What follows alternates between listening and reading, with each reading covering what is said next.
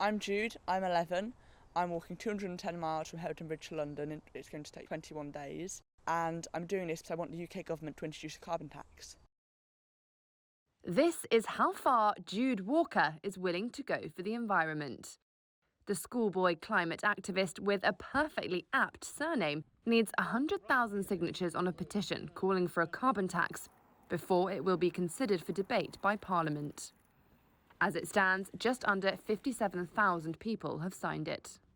One day I was just, Mummy was in bed and the idea itself suddenly struck me. I went upstairs and told Mummy my idea, and she said, okay, and then fell back to sleep. And then the next day, she said, okay, why don't you just try a training walk? And I did a 10-mile training walk from Hebden Bridge to Elland along the canal. And then I thought that was really easy because it was just completely flat. And then she said, okay, why don't you try 4 really hilly walks in a row? And I did that, and I thought, oh, I can definitely do this. This is really easy. I mean, it's not been really easy, but...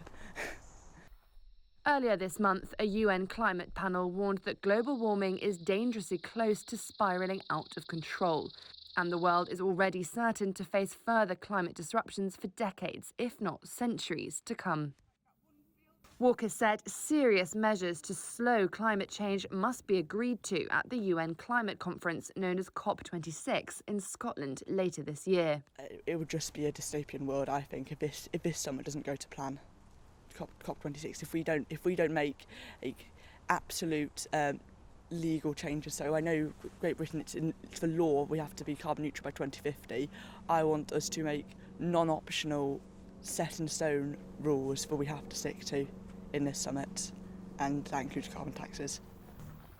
The 11-year-old has been walking 10 miles every day, accompanied on each day's walk with either members of his family or friends. Walker is due to complete his journey in St James's Park on August the 14th. I just think it's great, and he's standing up for something that he believes in. He's worked really hard. It's not been easy to get up every day and walk 10 miles, especially when the weather's been less pleasant.